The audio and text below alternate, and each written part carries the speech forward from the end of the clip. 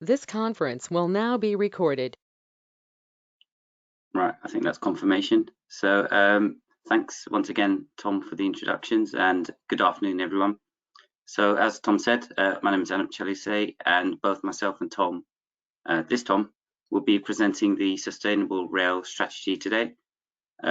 Mostly it'll be Tom, but we'll be doing that together. Before we get to the Sustainable Rail Strategy, I wanted to give you a little bit of context, background as to who RSSB are and why we are leading this work. So if you don't mind, please, Tom. Yep. So it kind of goes like this. The talk will be a little bit about RSSB, industry strategies, the Sustainable Rail Strategy. I'll summarize and then Q&A at the end. Yep. Next, please. Yep. So RSSB was set up to fulfill a recommendation by Lord Cullen after the Ladbroke Grove incident many years ago. And since our foundation, our remit has grown. We also support the industry in achieving lower costs, reducing carbon footprint, and increasing its capacity and customer satisfaction levels. We have a positive track record in bringing industry together, track and train, to solve complex issues, and we encourage and enable collaboration. And this is done in a multitude of ways, such as research or standardization. Next, please. So our unique position also means that we can give clear and honest advice based on an objective assessment of the data, analysis, research, and findings that we produce. And I think actually this is one of our greatest strengths. The work we do is planned in consultation with our members and is guided by our board. And we make medium and short-term plans, which you can find on the website. And lastly, I think, together we form industry support, and together we focus on these issues which one company can't solve on its own efficiently, either because it affects many other companies or because there's an opportunity to address it better. So I think this is reflected through the many industry groups we hold that I'm sure that many of you attend, such as the Systems Interface Committee and the Standards Committee, to name a few. And lastly, the infographic. And this infographic kind of just shows the breadth of members and challenges we cover, along with the capabilities we have. So that's enough about RSSB. So before we move on, you can see that RSSB are a cross-industry body, and as a result, we're kind of in a lot of opportunities. As a result, we're best placed to lead on certain strategies, and such as the rail standard strategy, which you can see in front of you. So the vision of the rail standard strategy is for the standards to be well recognized and valued for helping the industry to economically and efficiently manage infrastructure, trains, operations, and compatibility between these railway subsystems. So in layman's terms, the aim is essentially to ensure standards are seen to be helpful, adopted easily, appropriately, and confidently across the industry. Moving on, another strategy we lead on is leading health and safety on Britain's railway, and because it's so long, we call it LHSBR. This is, we've been at the forefront of railway development since, or Britain has been at the forefront of railway development since 1800s, and it's vital that the network remains a safe place for the public and rail staff. And the recent pandemic, or the ongoing pandemic continues to be a challenge, and it actually has made it even more important. So leading health and safety on Britain's railways, the rail industry's health and safety strategy, developed by leaders across a range of rail sectors. And this strategy sets out the challenges and activities which need collaborative approaches to deliver a better, safer, and healthier railway across Great Britain. And as you can see here, it identifies 12 key risks. And if you're interested, you can have a look on the website. Moving on, please, Tom. Yep, and then we've got the rail technical strategy. You can see it's got 5 strands here, and it's the rail technical strategy sets out a clear direction for the development and uptake of existing and new solutions that are essential for industry to deliver against the challenges it faces. The direction set out in the RTS is key to informing the investment pipeline within industry organisations. Senior budget holders in various companies have better visibility of the direction of travel when it comes to technical needs and opportunities that the railway has. The RTS also guides and prioritises research and innovation funds that the railway has and facilitate their coordination, including the establishment of easy pathways for progression through the rail industry readiness levels. So that's, you know, a very, very short time, short summary of some of the strategies we hold. So you get an idea of the complexities in meeting the aims and objectives. So I'm going to hand over to Tom to explain specifically about the sustainable rail strategy.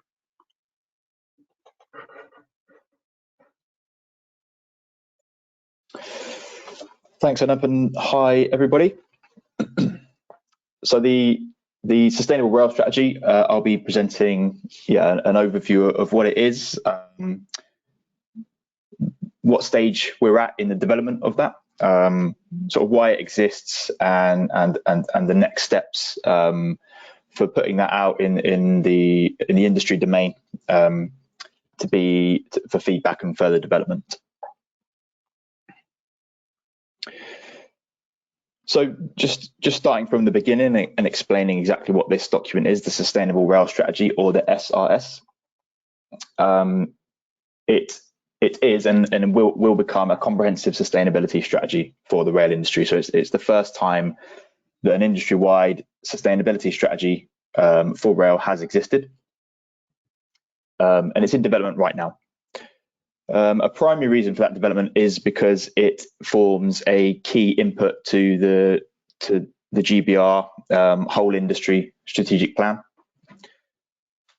So the SRS is the leading, underpins the sustainability element of the WISP, and that box on the right kind of outlines as well how this was explicitly called out in the William Shapps plan. The quote there is there's a need for a comprehensive environment plan by 2022 that will establish rail as the backbone of a cleaner future transport system. And it also mentions that plan should have clear commitments on carbon emissions, air pollution, biodiversity, waste, water usage, noise and vibration. So it's really, really clearly and explicitly called for.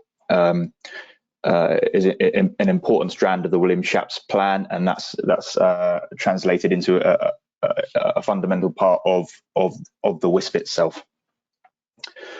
But we don't only exist. The SRS doesn't only exist as a subset of the WISP or as a work stream of the WISP, even though that is a very important element of what it's doing. It also exists. It stands alone in and of itself. There is a need, regardless, for a sustainability plan for rail, which is comprehensive and spans both environmental and social topics. And the role of RSSB, RSSB is leading the development, and that's my role, to lead the development of this strategy. But it's very much a process of co-creation. So this is an industry strategy co-created by industry and for industry. So I'll expand on some of those points through the presentation as to how that works.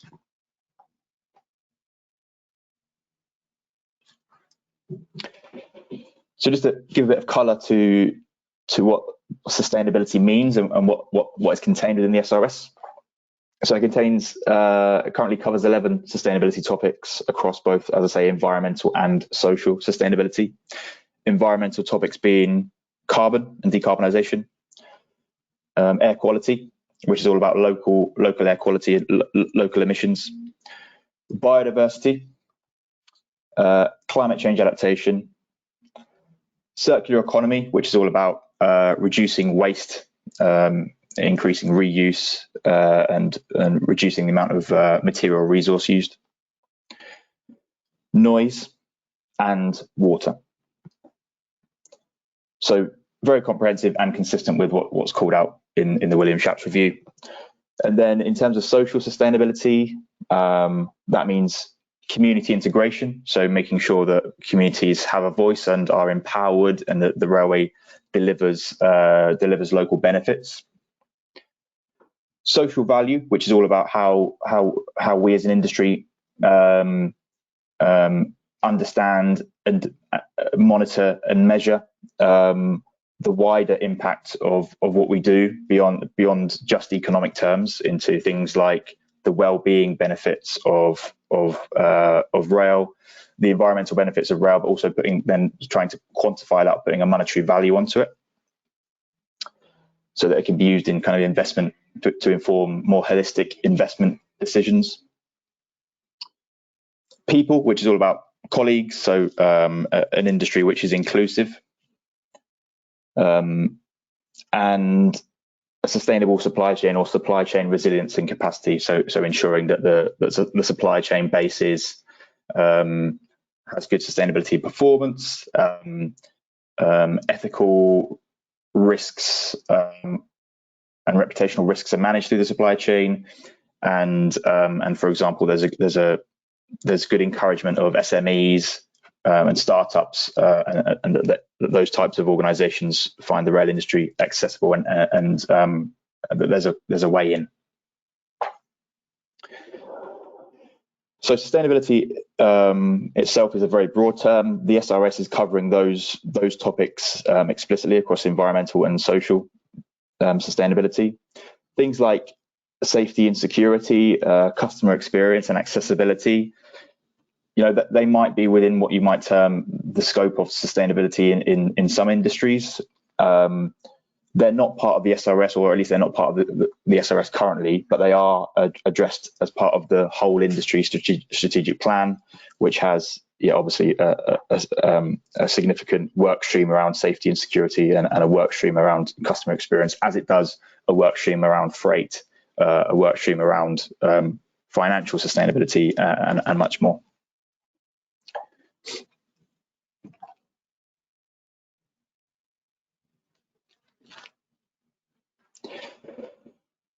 So the approach that we've taken for each of those topics, and the detail on here is just indicative at the moment, but on the left-hand side is demonstrating that for each of those topics we've defined a flagship goal, which is an overarching and long-term aim for the industry as a whole in relation to each of those topics. And then what we've done is broken down each of those flagship goals into basically a strategic framework, which kind of draws attention to the full scope of that issue. What does it mean to achieve, in this example, net zero carbon rail? Where is action needed? How can you break that down to make it tangible and understand what that means? Well, it means decarbonising traction emissions, decarbonising property and infrastructure emissions. And then more than that, it means having the right policy and governance in place around interim targets and pathways. It means optimizing the railway so that the decisions made are around the system optimization from a carbon perspective. And it means performance management, having the right capabilities to collect data, analyze data, and report against carbon performance. So that strategic framework, it has evolved since this one, and I'll show the current draft as it stands now a bit later. But this is the kind of overall structure. So it's a flagship goal for each of those 11 topics, and then a framework which kind of breaks down and makes a bit more tangible what those key issues are in order to achieve that flagship goal.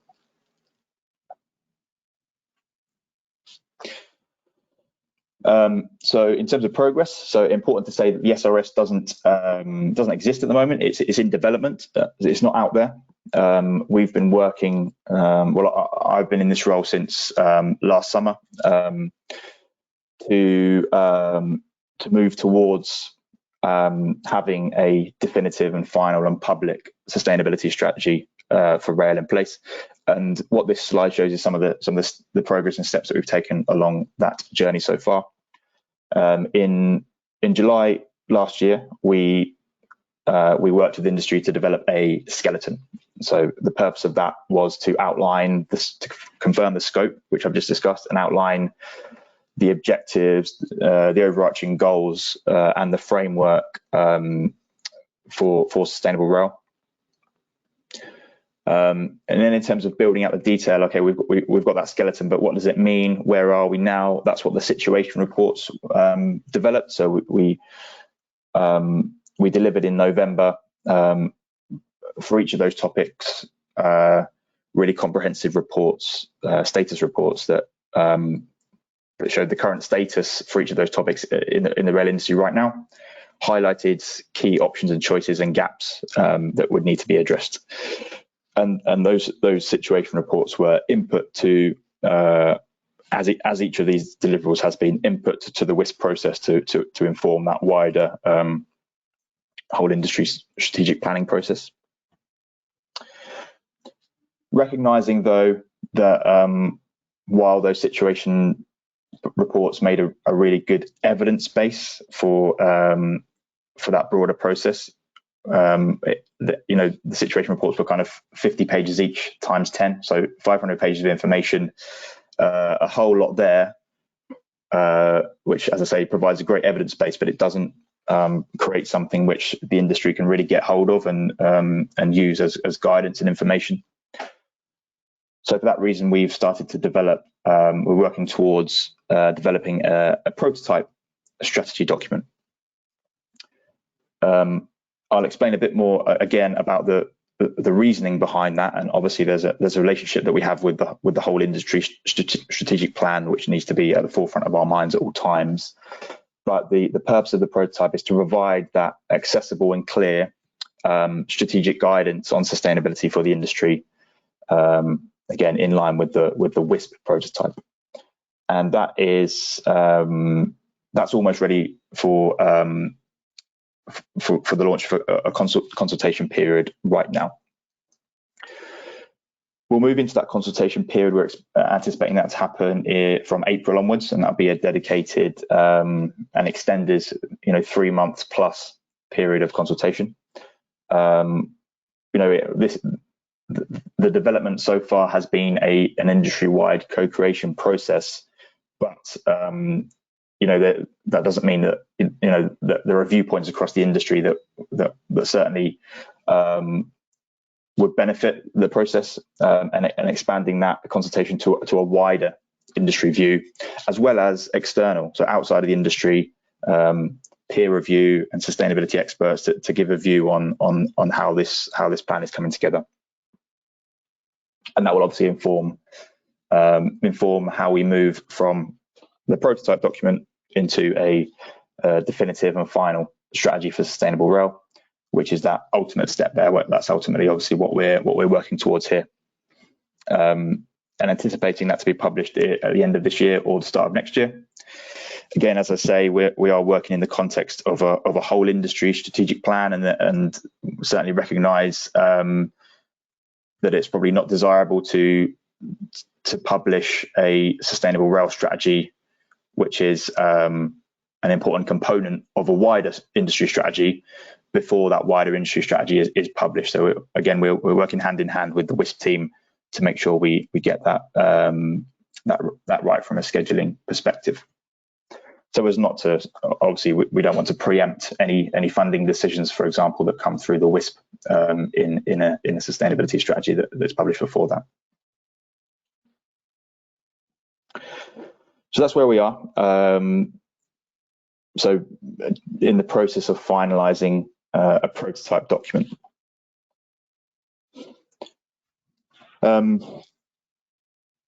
Just before I explain the kind of purpose and what that prototype document delivers, I'll just talk through this slide, which explains the co-creation process, which I've referred to a few times. This is all about recognising that while RSSB are leading the development of this document, it's very much what we're doing is facilitating an industry view, and in practical terms, the ways that we're doing that, you can see that kind of light blue box at the bottom, which is capturing a number of our sustainability working groups. So we hold a sustainable rail strategy working group, which is directly all about driving the development of this strategy. But alongside that, RSSB facilitates a number of technical working groups, so a decarb working group, an infrastructure carbon working group, air quality, social sustainability, climate change adaptation, natural value, and so on, which have really good cross-industry attendance. And it's in those forums and those groups where material is developed and reviewed and sticking points are discussed. Where industry-wide viewpoints are established, and obviously that's all the content that feeds into the sustainable rail strategy, which is intended to be obviously representative of the views expressed by industry via those working groups. On the left-hand side, coming kind of out and up of the that SRS Sustainable Rail Strategy box, the Sustainable Rail Leadership Group and the Sustainable Rail Executive are the groups which we use as again cross-industry viewpoints, but we use as kind of governance bodies to ensure that we are accurately and appropriately reflecting the view of the industry as a whole. So the Sustainable Rail Executive is chaired by Malcolm Brown, who is CEO of Angel Trains. And before we deem this prototype finalised, it will need to go through the SRE for sign off and endorsement. Some other branches off here, as I've said throughout, we're very closely aligned to the WISP team. We're in regular contact with the DFT as well to ensure that the plan that we're developing is in line with expectations and really very transparent.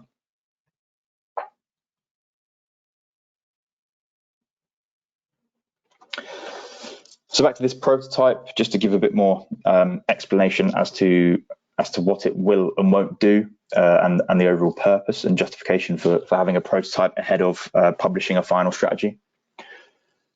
So what this will do is allow us to provide to the industry some clear strategic sustainability guidance ahead of final publication. So going through this list, it will provide that much needed interim strategic guidance for the industry. It will enable industry organisations to start to build and align either new or existing sustainability plans around a common framework, and of course the SRS has been developed in line with existing organisational strategies anyway. It can also be considered an early version of the SRS, so it will enable that engagement, testing, importantly the cost benefit analysis, and further development before it's finally published.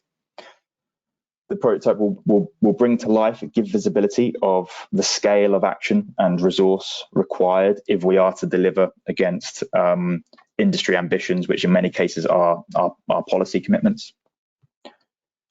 And again, it will be aligned and compatible with the WISP, so the SRS will be a core document that underpins the information within the WISP. But what it won't do, well, it won't be formally launched. It will be, instead of being formally launched, it will be issued for wider industry consultation and external peer review. And it will not be presented as a definitive or finalised strategy. It needs to be presented as a prototype and a work in progress.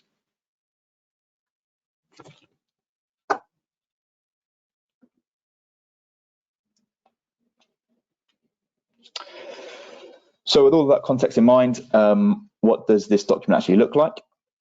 So just to reiterate, this is at draft stage and pre that endorsement to share for consultation. So we are hoping to seek that endorsement through that governance process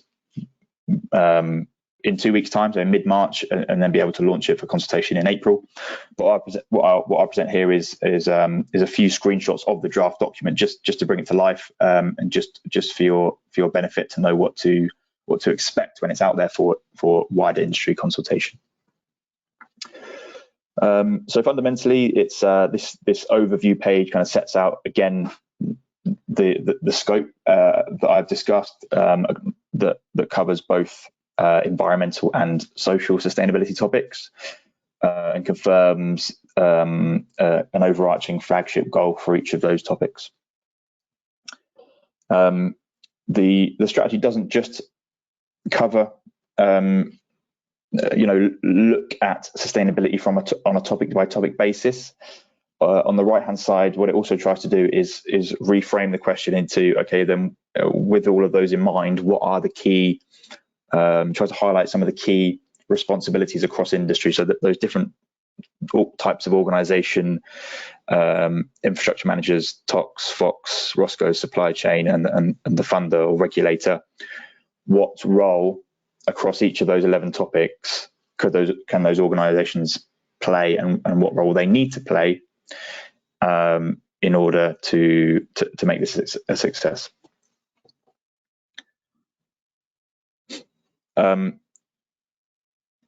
So for each of those topics, there are two pages for each topic. The first page looks like this. It's a general narrative. So again, it presents that strategic framework, which I kind of introduced earlier, that we've been developing and refining, which helps to just bring understanding to the scope of what achieving that flagship goal means, and an appropriate strategic aim for each of those kind of sub areas, and then presents an introduction to the topic. So very basically, what does it mean? What's the policy? What's the relevance of it? Current situation then outlines a kind of baseline for the industry. So in this example for carbon, it's talking about the carbon footprint, where carbon emissions, how the railway causes carbon emissions most significantly, the work that's been done to date, and some examples of good practice from across the industry, and then what needs to be done. So some really key high level points of next steps that the industry would need to take in order to get well on the way to achieving that overarching flagship goal. That's page 1 for net zero carbon rail, and then page 2 is then presents a potential route map to achieving net zero carbon rail. So again, aligned to that same strategic framework. So the first column being traction decarbonisation, the aim being that traction energy is net zero carbon over its whole life cycle by 2050. We know that needs to happen. That the policy is clear on that. What are the steps to achieving it over the near to long term? And those steps have been are presented in a number of different colours. So the green kind of steps in this roadmap represent the policy milestones. So by 2050, we know that traction needs to be fully decarbonised by 2050. We know that traction needs to be fully decarbonised in Scotland by 2045. We know that by 2040, all diesel-only trains need to be removed from the network, and 2035 for Scotland. So those are the key relevant policy milestones. In blue, what we've got here are proposed ambitions.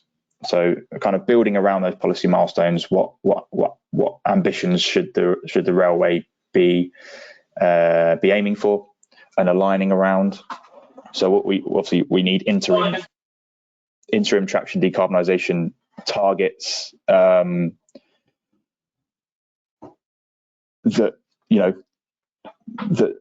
give the industry reassurance that we're well on the way to achieving those longer term ambitions. So that's what the blue points are, proposed ambitions. And the orange points in here are proposed initiatives, so they're more they're points which are more kind of tangible and short term. They're more distinct as actions and projects rather than outcomes. So things like establishing a clear industry program for infrastructure decarbonisation, which currently doesn't exist, establishing a system for carbon a framework for carbon optimization, and establishing a central body for carbon management in the rail industry. These things which are more tangible actions in the short term.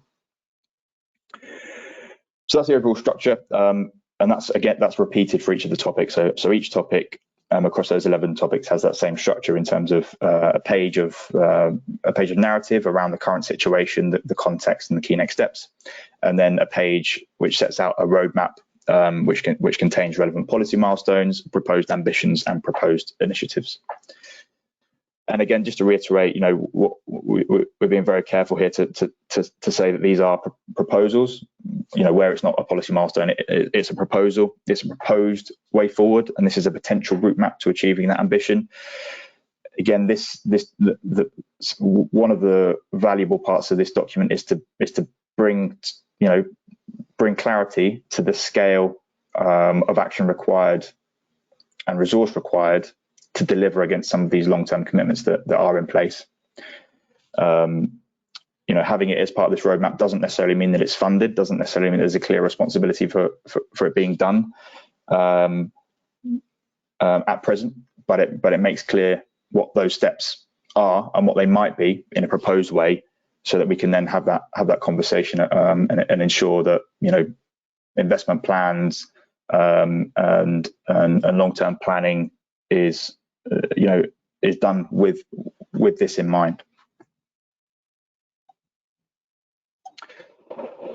Then just to bring to life how the second sort of portion of this strategy is set out in terms of bringing focus to the roles and responsibilities of different organisation type. So this is the section on TOCs, and as you can see, it kind of sets out each of those sustainable rail topics in the table and brings to life some key responsibilities for TOCs, and obviously different pages address different organisations. For all of this, we're presenting here a prototype document. We don't have all the answers, and but what we're initiating is the right conversations, bringing visibility to the scale of what will need to be done, and the actions that will need to be taken if we are to achieve those commitments. And all of this document, will really benefit from that consultation period, contribution to the roadmap. What are we missing? Contribution to these overall responsibilities. What haven't we acknowledged? What else needs to be done? What isn't being addressed right now? So that we can refine this before we publish it and make it really comprehensive and representative of the industry. So that's it. Thank you. Thanks a lot, Tom. As you've heard, you've heard a few from us about a few industry strategies, but mainly the sustainable rail strategy. You get an idea of how complex they are and the amount of work required to meet the aims and objectives. I suppose specifically talking about the sustainable rail strategy, there are going to be many challenges to ensure that the industry is engaged and incentivized to make this happen, and Tom's touched on those. You can see that there are links to other strategies as well. For example, will we agree as an industry to create requirements that increase cost and amount of resources, but is in the long term good benefit for our planet? Similarly with rail technical strategy, will we invest in technologies that lead to a better environment? And will increase costs. So for me, it's obvious we'll all need to work together to either change our behaviors or help others to do so. We can all help with this. And once again, for me, it's more than just the railway we're looking out for here. We all have a social responsibility to make this strategy a success. So questions to mull over, and I suppose the next slide, Tom, which is thank you. So that's thank you from us, and any questions, please. Thank you, gents. I think you've provided a great insight into the work of the RSSB. The RSSB is helping to create this strategic document on sustainability. It's not easy to prepare a document that contains a route map that we all will follow in years to come in the laudable aims of achieving a sustainable future, and something that we all can recognise and aspire to. I've got a couple of questions that have been put in the chat which I can field to you, and I've got to admit a vested interest in this because I get to ask questions in this forum, and the first one is from me, and it was simply this. So the Sustainable Rail Strategy says it's co-created by industry sustainability experts led by the RSSB. Who are these experts, and typically where do they come from?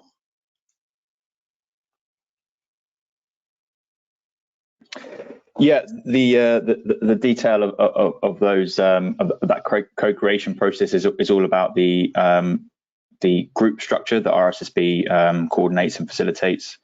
So as I mentioned, the Sustainable Rail Executive, chaired by Malcolm Brown, who's CEO of Angel Trains, and led the decarbonisation task force. That Sustainable Rail Executive includes, cross industry executive level colleagues, and details of the Sustainable Rail Executive. You can Google Sustainable Rail Executive and see a full picture of the members of that group. Below that group, the Sustainable Rail Leadership Group, which is chaired by Clive Burrows. Again, there's information on our website which sets out the full membership of that group, and those two groups are really leading the governance and overall direction of this strategy and wider sustainability issues for the industry. And then, as I say, the Sustainable Rail Strategy Working Group, which is chaired by myself, but has representation from a really good range of TOCs and infrastructure managers. Again, that's actually not on the website yet, but we're ensuring that the full membership will be on the website soon. So there's a large number of working groups that RSSB coordinates. There is all the information on the membership is online. I can drop the link to the Sustainable Rail Executive in the chat now, if that would be helpful as well, so you can see that in full detail. Okay, thanks for that very detailed answer. And another one from me, when you were talking about members of the industry supply chain, how are they being, or how will they be encouraged to review their products and services and encouraged to be more sustainable? How will that actually happen?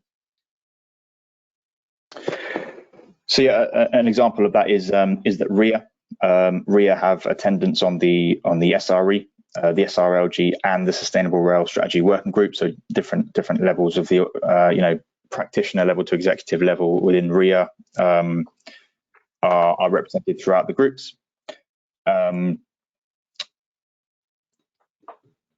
Obviously RIA provide a voice for the rail industry supply chain. Again, we need to do that development, both because a sustainable supply chain is recognized as a topic within this document. So understanding what it means for a supply chain to be sustainable and resilient and have capacity, which has been again defined through that co-creation process. But also the supply chain are an organization kind of group who have responsibilities across the board in delivering this. So getting this prototype out into wider industry consultation opens this process up even further to views to better define and refine the content of the strategy. Okay, thank you. An observation from Richard Hill, I think. He says, in the team I work for in Nipper Real Asset Protection Eastern and Anglia, we've taken a step to form a team to help individuals share ideas to be more sustainable, and then they share those ideas with the wider teams if they can. Is that something that you recognise and could be used in the future?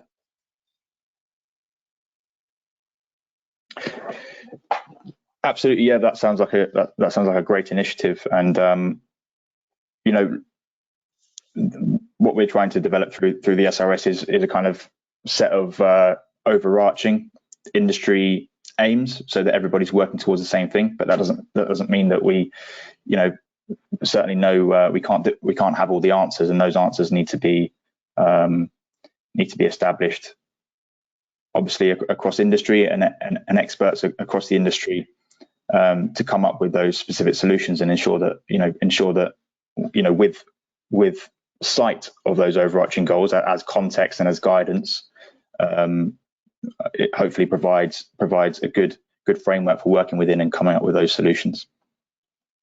Yeah, so you're going to set the targets and allow the ideas to flow and get to the stage where ideas are being presented that will achieve those targets or better achieve those targets. Yeah. Okay, another one from me this time. Increasing sustainability is widely viewed as having increased cost, and that's just an unfortunate thing where people are looking at bang for buck. How will the funders of the future be persuaded to accept the sustainability versus lowest cost arguments? Will sustainability incentives be offered by or to the industry by, for example, the Treasury or the DFT?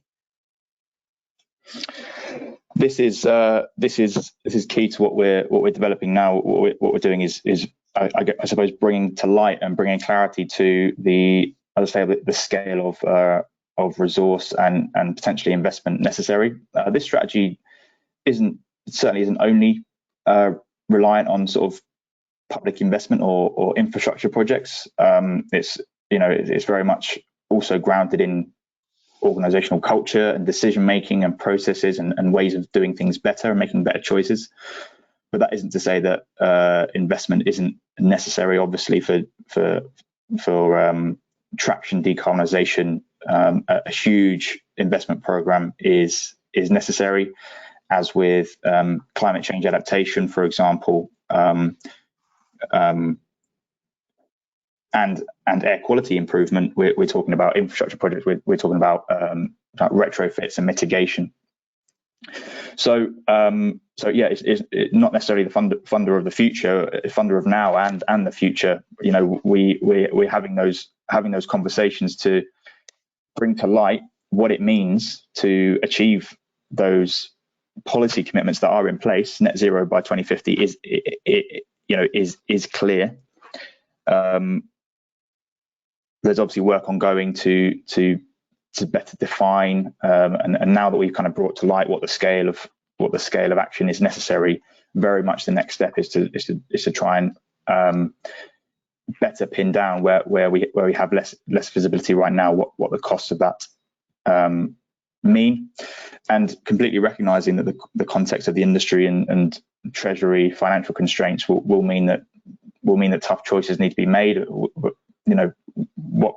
It's not our role to necessarily make that decision, but it is our role to make clear, what the consequences of investment or no investment are in terms of achieving long-term policy commitments. I think that's reinforced by a comment from Richard Hill, who says, in a nutshell, it may be a higher cost now, but the cost of clearing up the mess, if we leave it, will be far higher in the future. And he also comments that if we can inspire change across the whole industry and we get it right, it'll have a huge difference for all of us.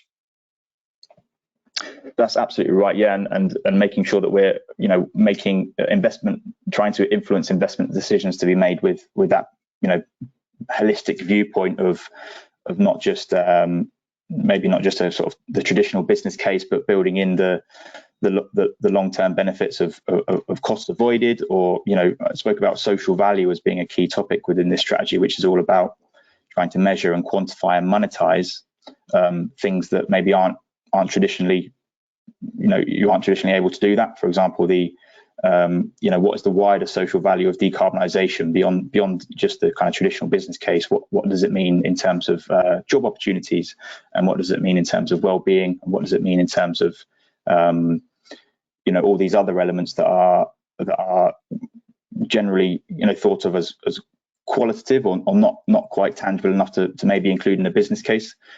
We do need to get better at monetizing those things in order to feed into that investment decision-making process to the truest possible extent. Okay. And Julian Heathcote observes that the strategy shows that England, Wales and Ireland are 5 years behind Scotland. Can we not all be in step with this? Can we not have a framework that covers all of the UK? Yes, this strategy and the WISP are about GB rather than UK, so England, Scotland, and Wales. Those certainly what we're trying to do is bring together a whole industry view which covers the whole of Great Britain. But those differences are policy based. There is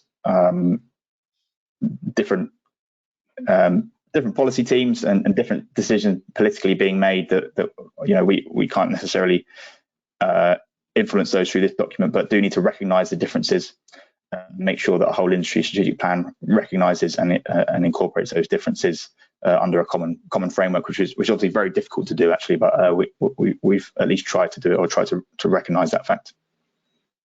Okay, Colin Dent brings in the issue about heritage and mainline steam train special providers. They've got a high social and economic value, but heritage diesels and steam trains are not running electric traction power. So is there going to be much liaison between those groups? Yeah, I think that's a really important point. We've had discussions about again, not the geographical scope, but the scope of this strategy from what is the rail industry, the scope of rail reform and the Great British Railways team or organisation, and the scope of the WISP. And I think all of these things are being shaped, but hopefully what this sustainable rail strategy does do is again highlight some of those key issues which apply where relevant across the whole industry. Heritage railway is something that we've discussed, for example, in terms of biodiversity. So we know that Network Rail is a huge landowner within the UK, and but we don't necessarily understand the full extent of rail's land and the biodiversity potential of that across the board. Not just Network Rail, but wider.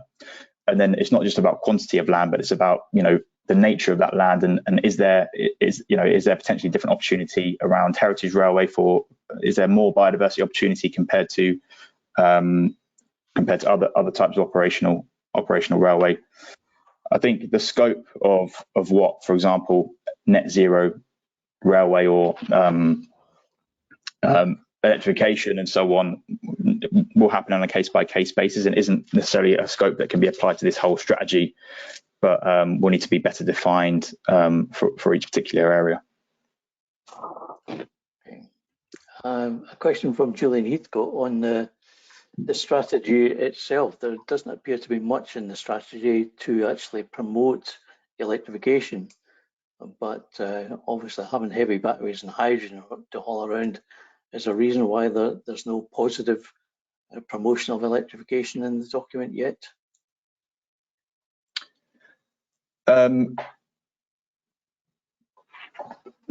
Yeah, I'm not sure if that's the case. I mean, there is what we have set here is the overall outcome to deliver a net zero railway and decarbonise the railway. I think we certainly don't, in a long-term strategy, don't want to restrict the solutions. But there is obviously lots of work going on in the WISP more widely, and the recommendations from the from the TDNS, for example, which have done that more technical work on defining the potential solutions to achieving that.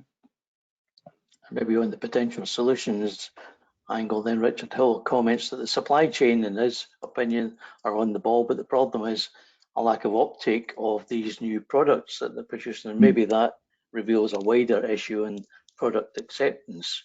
Is there a role here for the strategy document to point towards an easier route to acceptance of products if they're more sustainable?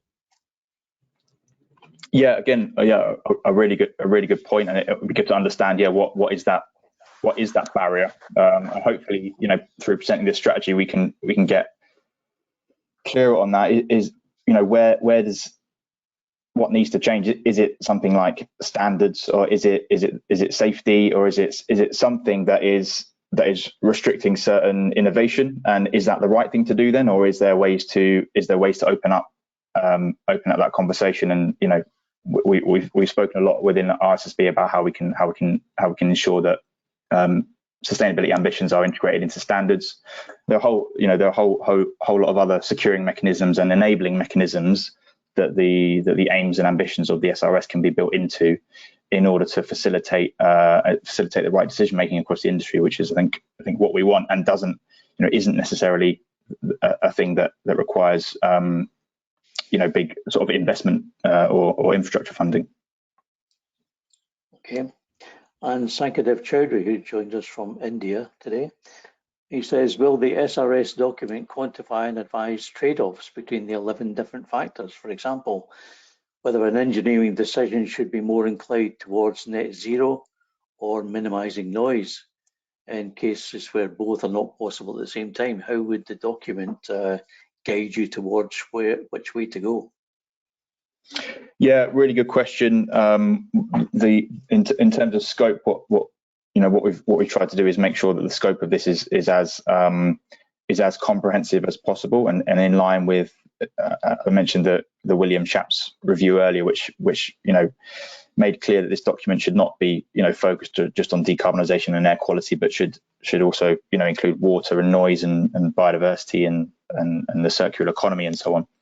But trade, obviously, there will be some trade-off decisions, not just between the priorities of the SRS, but the priority of sustainability versus customer experience versus safety versus